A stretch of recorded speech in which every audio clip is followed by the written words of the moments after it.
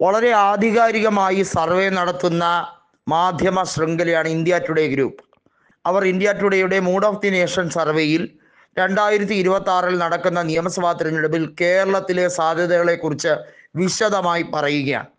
കേരളത്തിൽ അതിശക്തമായ ഭരണവിരുദ്ധ വികാരം നിറഞ്ഞു നിൽക്കുകയാണ്.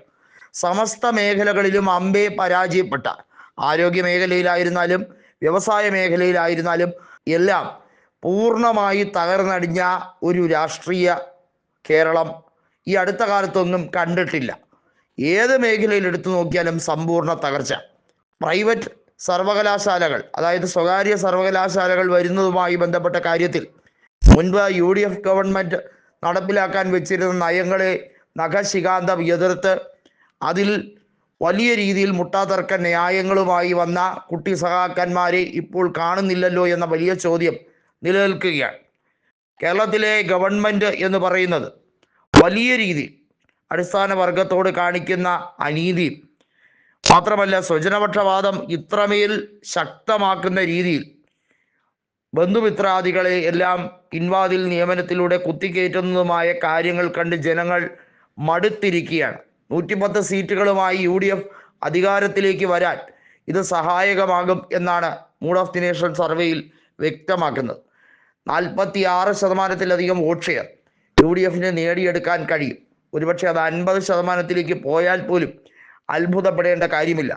ഇടതുപക്ഷത്തിൻ്റെ വോട്ട് ഷെയർ ഒരുപക്ഷെ 34-ലോ 30-ലേക്കോ താഴാനും ഇടയുണ്ട് എന്നും BJPയുടെ വോട്ട് ഷെയർ കുറയുകയാണ് ചെയ്യുന്നത്, ലോക്സഭയെ അപേക്ഷിച്ച് കൂടുകയല്ല കുറയുകയായിരിക്കും ഉള്ളത് എന്ന വിലയിരുത്തലുമുണ്ട്.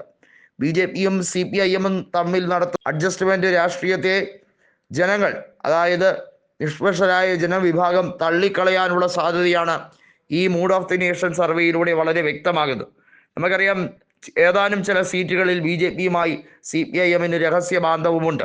അതുമാത്രമല്ല, CPIക്ക് 4 ലോക്സഭാ സീറ്റുകൾ കഴിഞ്ഞ തവണ 2026 മത്സരിക്കാൻ കൊടുത്തതിൽ തിരുവനന്തപുരത്തും തൃശ്ശൂരിലും CPIക്ക് പാർട്ടി വോട്ടുകൾ പോലും കിട്ടിയില്ല. അതായത് ഇടതുപക്ഷം ഏത് സ്ഥാനാർത്ഥിയെ നിർത്തിയാലും മിതമായി കിട്ടേണ്ട ഒരു വോട്ട് ഷെയർ ഉണ്ട്, അതുപോലും ലഭിച്ചില്ല. അതുമാത്രമല്ല, CPIയിൽ ഉണ്ടായ, തൃശ്ശൂർ ജില്ലാ കമ്മിറ്റിയിൽ ഉണ്ടായ വിമർശനം അതിശക്തമാണ്. അതായത് CPMൻ്റെ അല്ലെങ്കിൽ ഇടതുപക്ഷത്തിൻ്റെ നിഷ്പക്ഷ വോട്ടുകൾ, അതുമാത്രമല്ല ശക്തമായ കേഡർ വോട്ടുകൾ വരെ ചോർന്നിട്ടുണ്ട് പല മേഖലകളിലും. എന്നാൽ കോൺഗ്രസിൻ്റെ വോട്ടുകളിൽ പലതും CPIയിലേക്ക് എത്തിയത് കൊണ്ടാണ് 2ാം സ്ഥാനത്തെങ്കിലും എത്താൻ കഴിഞ്ഞത് എന്ന വിലയിരുത്തൽ അവിടെയുമുണ്ട്. ഇത്തരത്തിൽ പോകുന്ന നിരവധിയായിട്ടുള്ള വിഷയങ്ങൾ. ഏതായാലും 110 എന്ന മാജിക് ഫിഗറിലേക്ക് എത്തുമോ? കാരണം ലോക്സഭയിൽ അസംബ്ലി വൈസ് കണക്കെടുക്കുമ്പോൾ, അതായത് നിയമസഭാ തെരഞ്ഞെടുപ്പിലെ ലീഡ് നില ലോക്സഭയിലെ സീറ്റ് വിജയം അനുസൃതമാക്കി നോക്കിയാൽ 111ഓളം അസംബ്ലി സെഗ്മെൻറ്റുകളിൽ UDFന് ലീഡുണ്ട്. പാർട്ടി ഗ്രാമങ്ങളിൽ കുത്തനെ CPIMൻ്റെ വോട്ടുകൾ കുറയുന്നു എന്നുള്ളത് ശക്തമായി ജില്ലാ കമ്മിറ്റികളിൽ കൃത്യമായി അവതരിപ്പിച്ചതാണ്. കാസർഗോഡും കണ്ണൂരുമുള്ള പാർട്ടി ഗ്രാമങ്ങളിൽ അതിശക്തമായി പാർട്ടി വോട്ടുകൾ ശക്തമായി കുറയുകയാണ്. ഇതുൾപ്പെടെയുള്ളത് സർവേയുടെ അടിസ്ഥാനപ്പെടുത്തിയുള്ള കാര്യങ്ങളിൽ വ്യക്തവുമാണ്.